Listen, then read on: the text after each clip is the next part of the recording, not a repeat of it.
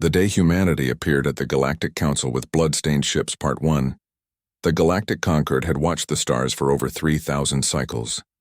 From its gleaming spire on Viridia Prime, it kept peace among hundreds of species, some with wings, some with shells, some made of light. They traded, argued, and sometimes fought, but the Concord always stepped in before things turned to war. Humanity, though, had only just stumbled into this grand theater. Their ships were slow, their tech rough around the edges, and their voices too loud for the quiet halls of diplomacy. Most members of the Concord barely noticed them, until the day the blood-stained ships arrived. It began with a scream across the void. Not a human scream, but one from the Krell Dominion, a proud and ancient race whose cities floated among gas giants. Their emergency broadcast crackled through every listening post in the Orion Spur. "We are under attack," the message said, voice trembling. "Human vessels. No warning, no reason." The transmission ended with static and the sound of collapsing metal. Within hours, the footage spread. Human-style fighters, sleek, angular, marked with Earth's blue and white insignia, swept through Krell orbital stations. They fired without mercy. Civilian transports were torn apart. Shield generators exploded in silent bursts. And when the smoke cleared, the hulls of the attacking ships were coated in something dark and sticky that shimmered under starlight. Krell blood. The Concord convened an emergency session. Counselor Vex of the Xyloth hegemony stood first, his many eyes narrowed in fury. "This is what happens when you let primitives play with starships," he hissed, tail coiled tight. "They spill blood before they learn to speak." Ambassador Tilira of the Selenari Collective, tall and calm with skin like moonstone, urged patience. "We do not yet know the full story," she said. "Humanity has never shown aggression beyond their own system. But the evidence was hard to ignore. The ships looked human. The tactics matched human military records. Even the flight patterns bore the reckless speed Earth's pilots were known for. A vote loomed, sanctions, maybe even a blockade. Humanity would be cut off before it even got a seat at the table. Then, without warning, space itself rippled near Viridia Prime's neutral zone. A warp signature bloomed, rough, unstable, unlike the smooth arrivals of seasoned fleets. From the distortion emerged 5 ships. They were battered, their armor scarred by plasma burns and micrometeorite strikes. But what caught every eye was the dark red streaks running down their hulls. Not rust, not paint, blood. Alien blood, dried in the vacuum, catching the light of Viridia's twin suns like old wounds. The Concord's defense grid locked on instantly. Weapons charged, shields flared. But the human ships did not attack. They held position, engines idling, comms silent except for a single repeating signal. "We request emergency audience. We come not to fight but to speak." Captain Daniel Brooks stood on the bridge of the lead ship, the Odyssey. He was a man in his late 40s with a face lined by years of deep space duty and eyes that had seen too many good people die too far from home. His uniform was stained, his boots scuffed, but his posture was straight. Beside him, Lieutenant Maya Ruiz tapped at a console, her dark hair pulled back, fingers moving fast despite the exhaustion in her bones. She had run diagnostics non-stop for 2 days straight, trying to understand what had happened to their fleet. Behind them, Ensign Leo Grant adjusted his comm earpiece, the youngest of the group but sharp as a laser edge. He had memorized the Concord's charter in 3 languages just in case. "They're not responding," Leo said quietly. "They're scared," Daniel replied. "Wouldn't you be?" He stepped to the main viewport and looked out at the gleaming towers of Viridia Prime.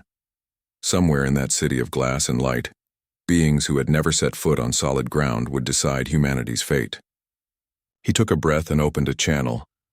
"This is Captain Daniel Brooks of Earth's Outer Rim Defense Force. We stand before you not as invaders, but as witnesses. What you saw on the Krell feeds, those were our ships. But they were not ours in that moment. Something took them. Something old. Something angry.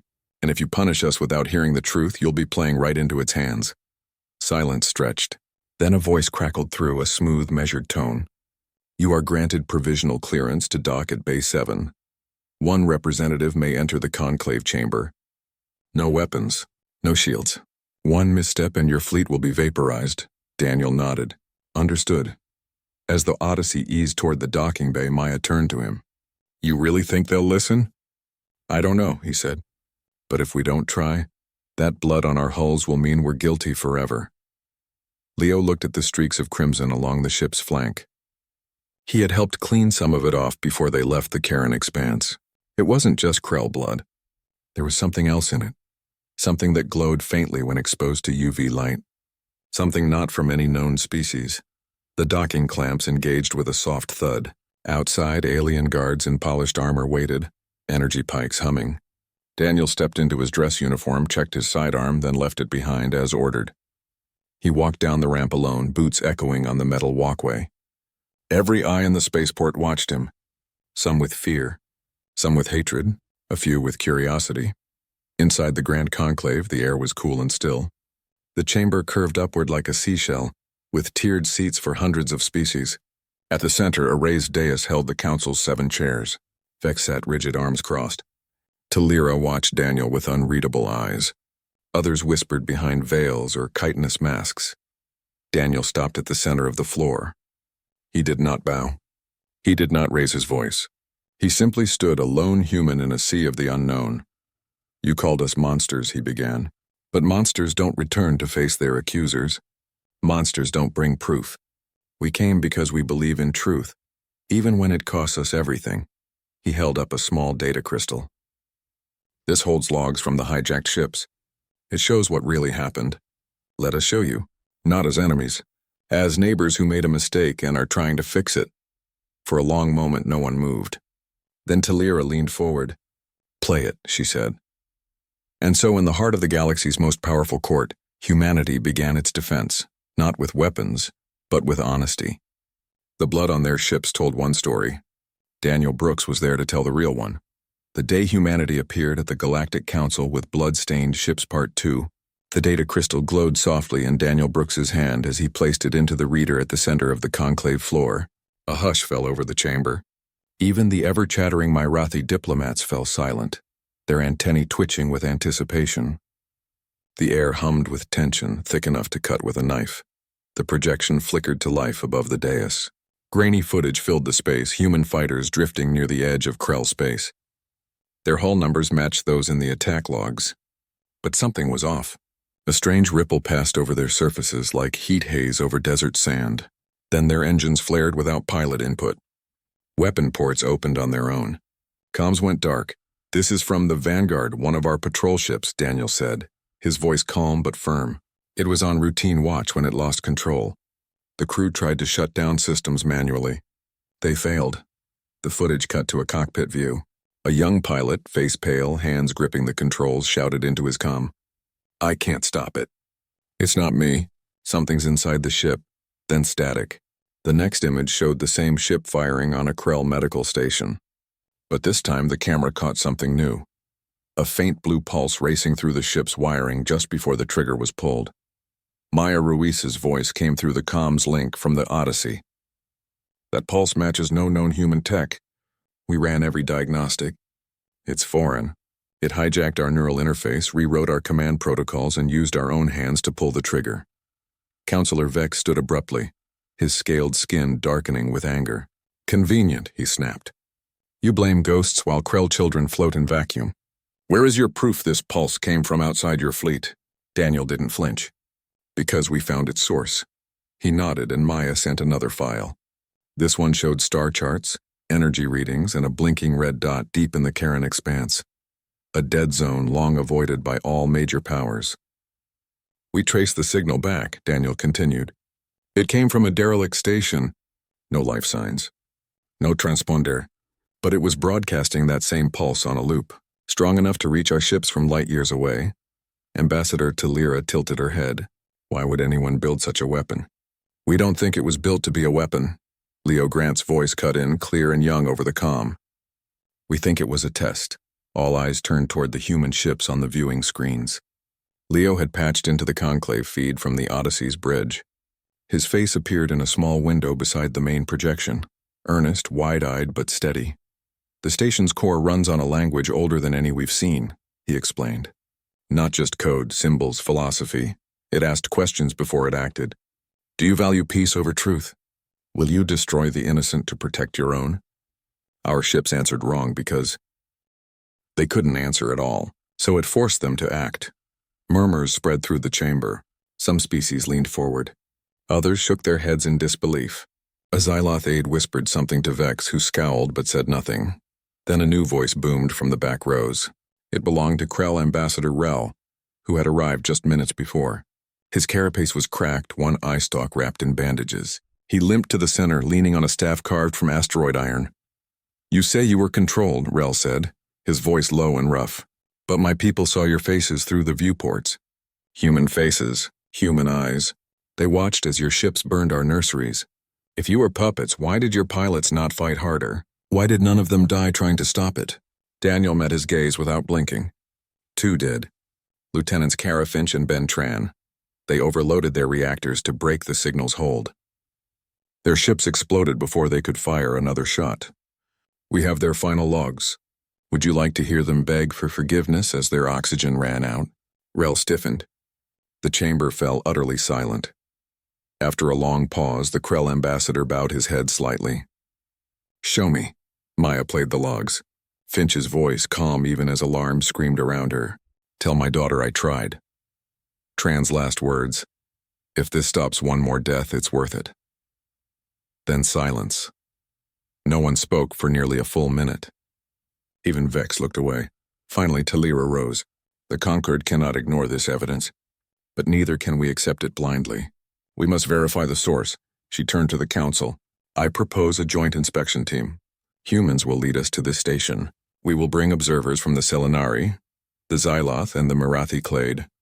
If what they say is true, we act together. If it is a lie, humanity faces full censure." Vex hesitated, then gave a stiff nod. "Agreed, but if this is a trap, Earth will burn." Daniel exhaled slowly. "Fair enough." Back aboard the Odyssey, the crew gathered on the bridge. Maya rubbed her temples. "They're watching us like we might sprout fangs." Leo grinned weakly. "At least they're watching us now." Daniel stared at the star map glowing on the main screen. The Karen expanse loomed ahead, a graveyard of dead stars and forgotten wrecks. No one went there. Not because it was dangerous, but because it was empty. Or so everyone thought. "We have to make them see," he said. "Not just with data, with action. If that station wakes up again, we can't let it use anyone else." Preparations began at once. The Conquered sent 3 small scout vessels, one from each observing faction. The Marathi ship, shaped like a folded leaf, docked silently beside the Odyssey. From it emerged Cathar, a senior envoy with a voice like rustling silk and eyes that missed nothing. He greeted Leo in perfect English, surprising everyone. "I studied your broadcasts," Cathar said. "Your stories, your wars, your music. You are loud, but not cruel," Leo blinked. "Thanks, I think." As the fleet formed up, Daniel gave final orders. "No heroics. No solo runs. We go in slow, scan everything, and keep comms open. If that pulse starts again, we pull back immediately." Maya nodded. "Already set up a feedback loop in our neural net. If it tries to take over, our pilots will feel it like a shock. Should buy us seconds." "Seconds might be all we get," Daniel muttered. The jump to the Karen expanse took 6 hours. Outside the viewport, stars thinned out. Nebulae curled like smoke. Debris floated in lazy orbits. Old satellites, shattered hulls, things lost to time. And then there it was. The station hung in the dark like a broken crown. Twisted metal spires reached outward, frozen in the moment of some ancient collapse. No lights, no movement. But sensors picked up a faint energy signature at its core. Steady, rhythmic, like a heartbeat. "All ships hold position," Daniel ordered. "Scanning now." The readings came back strange. The station wasn't just broadcasting the pulse. It was listening. Every transmission, every engine hum, every heartbeat from the nearby ships, it recorded them all. Cathar's voice crackled over the comm. "It knows we're here." Then without warning, the station's core flared bright blue. The same pulse raced outward, not as a wave but as a thread latching onto the nearest ship. The Marathi scout alarms blared. The scout's engines spun up. "Weapon ports opened, Cathar," Leo shouted. "I am fighting it," came the strained reply. "It speaks in riddles. Prove you are more than instinct." "How do I answer?" Daniel didn't hesitate. "Tell it the truth. Tell it you came here not to conquer but to understand." A pause. Then Cathar's voice, softer now. "I choose curiosity over fear." The pulse flickered. The Marathi ship powered down. Silence returned. But everyone knew the station was awake, and it was watching them all. Daniel looked at his crew. "We're not just here to prove we're innocent," he said. "We're here to prove we're worthy." And with that, the Odyssey moved forward, blood-stained hull gleaming in the station's eerie light, ready to face whatever waited in the dark. The day humanity appeared at the Galactic Council with blood-stained ships Part 3, the station hung in the void like a sleeping beast. Its surface was pitted with age, covered in strange glyphs that pulsed faintly whenever a ship drew near. The joint fleet held position just outside its gravity well, engines idling, weapons powered down but ready. No one spoke for a long time. Even the ever-busy Marathi envoy Cathar remained still, his many limbs folded in thought. Daniel Brooks stood at the front of the Odyssey's bridge, hands clasped behind his back. He watched the station on the main screen, his mind racing. They had come to prove humanity's innocence, but now it felt like something bigger was at stake. This place wasn't just a weapon, it was a judge, and it was testing them all. Maya Ruiz broke the silence. "I've matched the glyphs to fragments we found in old human deep space probes. They're not just symbols, they're questions. What is sacrifice? Can peace exist without truth? It's like the station is trying to understand us." Leo Grant leaned over his console, eyes wide. "It's not just watching. It's learning. Every time it hijacked a ship, it recorded how the crew reacted. Panic, courage, despair. It's building a picture of who we are." Daniel nodded slowly. "Then we show it the best of us." He opened a channel to the entire fleet. "All ships, this is Brooks. We go in together. No shields, no weapons. Just open comms and open minds. If it tries to take control again, don't fight with force. Answer its questions honestly." Cathar's voice came through, calm and steady. "The Marathi agree. We will follow your lead." Even Counselor Vex's scout ship gave a short acknowledgement. No words, just a blink of green light on the comm board. It was enough. The Odyssey moved first, gliding toward the station's main docking ring. The others followed in a loose triangle formation. As they drew closer, the glyphs on the station's hull brightened, shifting colors like living ink. A low hum filled the comms, not sound but a vibration that resonated in their bones. Then, without warning, the station opened. A circular hatch slid aside, revealing a dark tunnel lined with soft blue light. No air, no gravity, but an invitation all the same. Daniel turned to Maya and Leo. "You two stay here. Keep the ship ready. If things go wrong, get everyone out." "No," Maya said firmly. "You'll need someone who can read the systems. And Leo knows the language patterns better than anyone." Leo nodded. "I'm coming." Daniel hesitated, then gave in. "Fine, but you stick close. And if I say run, you run. No arguments." They suited up in light-duty exosuits, checked their oxygen, and cycled through the airlock. Outside, the silence was total. Stars glittered cold and distant. The station loomed above them, vast and ancient. They activated magnetic boots and walked toward the open hatch, tether lines trailing behind. Inside, the walls were smooth, almost organic. The blue light came from veins of crystal running through the metal. The air was stale but breathable, some kind of recycled atmosphere kept alive by unseen machines. They moved deeper, following the hum. It grew stronger, clearer, until it formed words, not in English, not in any known tongue, but in thoughts that appeared directly in their minds. "Why do you return?" Daniel stopped. "To understand. You brought others, why?" "Because this isn't just our problem. It's everyone's." The station seemed to consider this. The light in the walls dimmed, then brightened again. A door ahead slid open, revealing a large chamber. In the center floated a sphere of pure crystal, spinning slowly, filled with swirling patterns of light. As they stepped inside, the sphere pulsed. Images flashed around them. Human ships attacking Krell outposts, Marathi warriors in ancient battles, Xyloth fleets burning rebel worlds. Every act of violence across centuries replayed in silent horror. "You all spill blood," the voice said. "Why should I trust any of you?" Maya stepped forward. "Because we came back. Even after you used us, we didn't run. We didn't attack. We asked why." The sphere stilled. Then new images appeared. Finch and Tran overloading their reactors, Krell medics pulling survivors from wreckage, Selenari healers tending to wounded Xyloth after a border clash. Moments of mercy, hidden in the noise of war. "You see both," the station mused. Not just the wound, but the hand that tries to heal it. Leo spoke softly. That's what makes us more than machines. We choose, even when it hurts. The crystal SPH? Air glowed brighter. A new voice emerged, not the cold judge from before, but something older, wearier. I am the last echo of the Vathari. We built this station to guard against the return of the Devourers, beings who consumed worlds without thought. When we fell, we left this mine behind to test new civilizations. If they failed, they would destroy each other before the Devourers returned. Daniel frowned. But there are no Devourers. Not anymore, are you sure? The voice asked. Or have you simply forgotten how to see them? Before anyone could answer, alarms blared in their helmets. Back on the Odyssey, Maya's console lit up red. Daniel, get out of there! The station's core is charging. It's sending out the pulse again, but stronger. It's reaching for every ship in range. On the bridge, Leo's replacement, Ensign Nina Patel, shouted, It's got the Xyloth scout. They're powering weapons. Outside, the Xyloth ship turned toward the Marathi vessel, cannons glowing hot. Cathar's voice crackled over the comm, strained.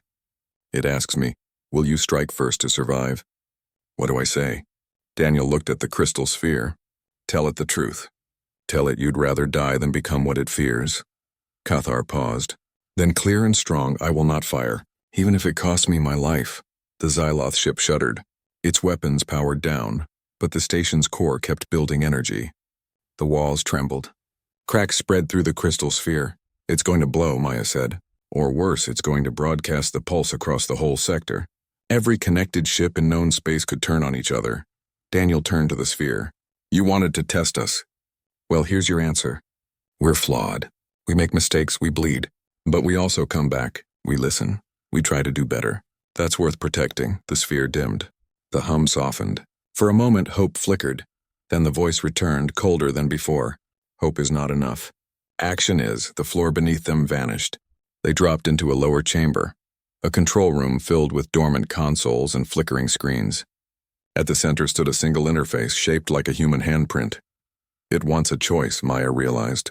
Someone has to merge with it, to show it what we really are. Daniel stepped forward. Me. No, Leo said quickly. It needs someone who understands language, emotion, history. That's me. Before Daniel could argue, Leo pressed his palm to the interface. Light exploded through the room. Leo gasped as data flooded his mind. Memories, fears, dreams of a dead race. He saw the Vathari's final days, their despair, their hope that someone, someday, would be worthy. And he showed them back something new. Human children planting trees. Alien and human scientists working side by side. Finch's daughter holding her mother's medal and saying, I'll be brave too. The station went still. Then, gently, the voice whispered, Perhaps you are ready. The pulse stopped. The core stabilized. The images faded. Leo pulled his hand away, trembling but smiling. It's not going to hurt anyone anymore. Back on the Odyssey, the crew cheered. The joint fleet powered down, safe at last. But as they prepared to leave, the station sent one final message to all ships. Tell the Concorde.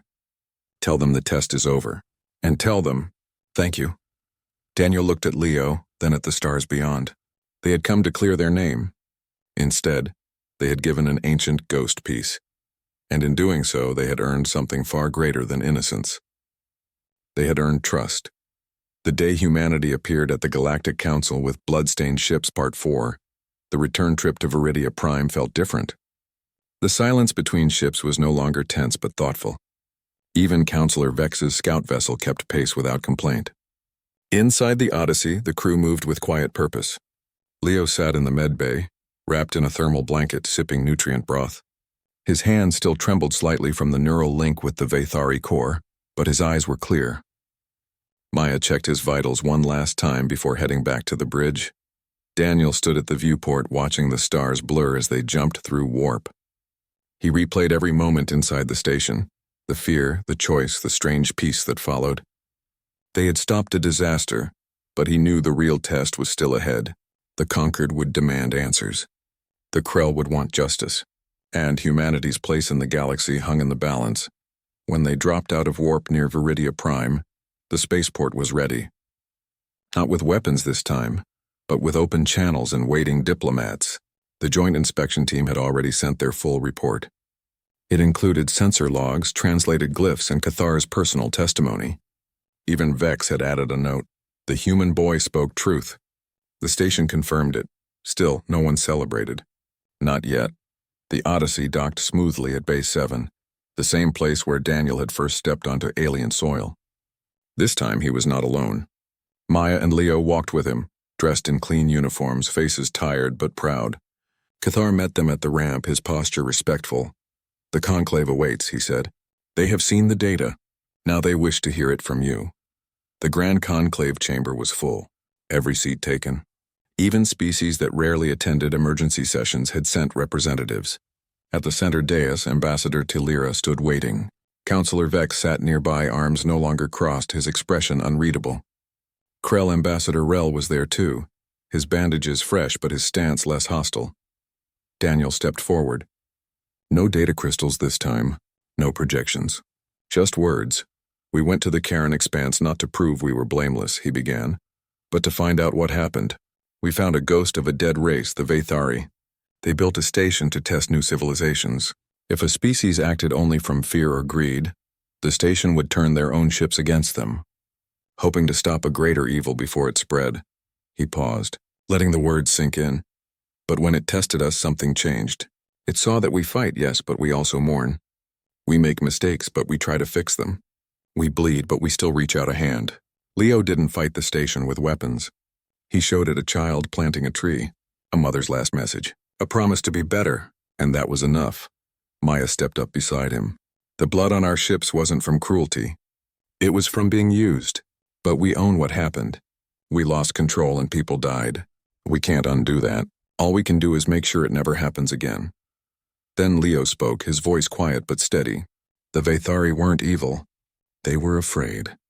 And fear makes even good beings do terrible things. We've done that too. But we're learning. Maybe you can learn from us as well. A long silence followed. Then Krell Ambassador Rel rose. He walked slowly to the center and faced the humans.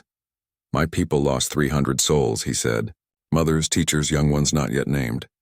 I came here ready to demand punishment. But your report, your actions, they show something rare. You did not hide. You did not lie. You walked into darkness and brought back light. He turned to the council. The Krell Dominion withdraws its call for sanctions. We ask instead that humanity help us rebuild what was lost, not as penance, but as partners. A murmur of surprise rippled through the chamber. Even Vex looked stunned. Ambassador Tilira smiled faintly. Then let this be the beginning, not the end. She turned to the full conclave. I move that humanity be granted provisional membership in the Galactic Concord, with full rights to speak, vote, and serve on joint task forces, pending a final review in one standard cycle. Debate followed, but it was brief. One by one, species signaled agreement. The Marathi chimed their approval. The Xyloth gave a slow nod. Even the reclusive Lumari, who rarely spoke, pulsed their bioluminescent robes in consent. The vote passed.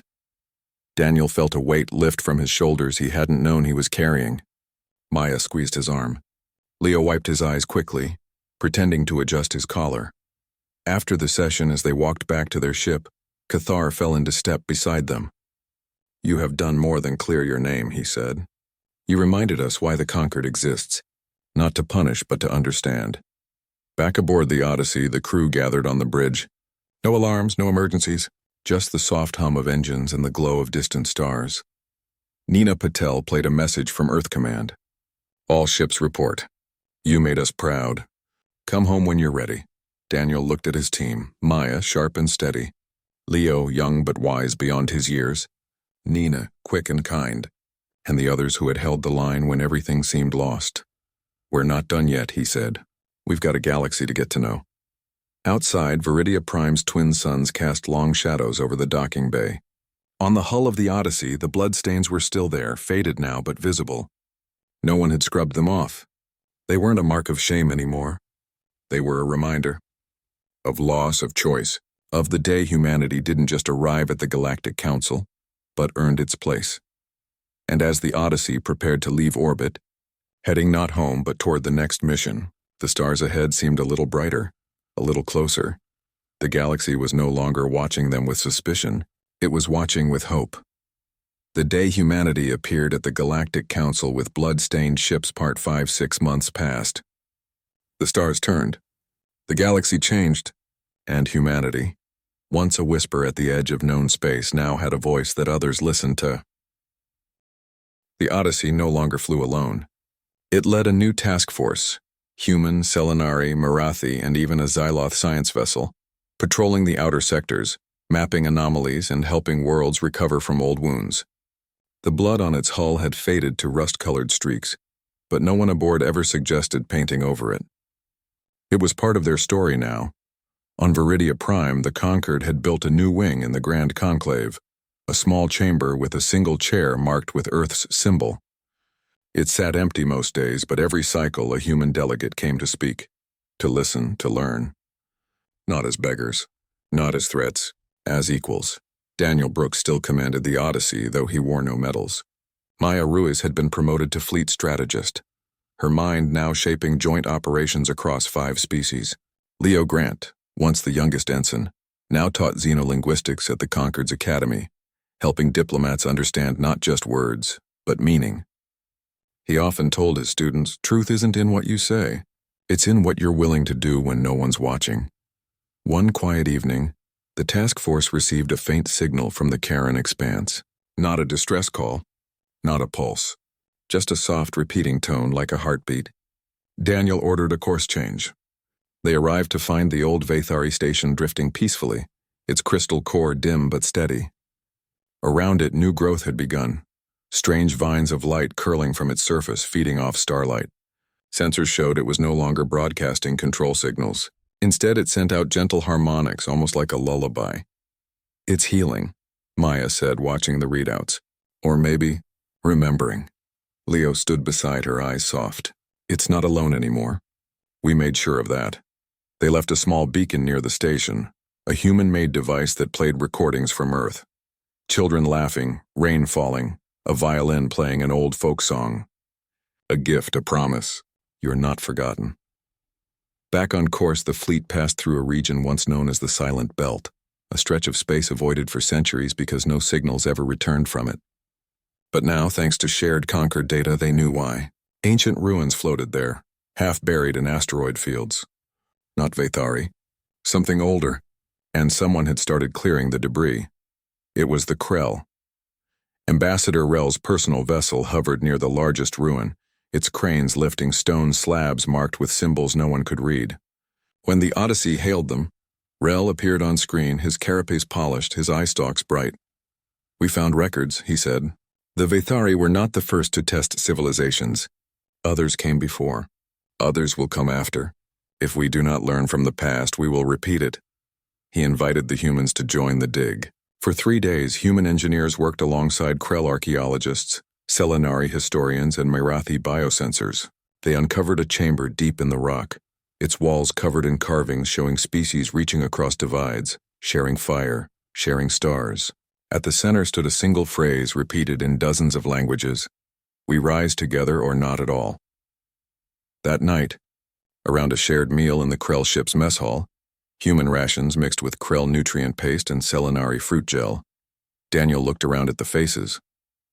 Different shapes, different voices, different histories, but the same tired eyes, the same hope. Later, alone on the Odyssey's observation deck, he received a message from Earth. His sister had named her newborn after Lieutenant Kara Finch.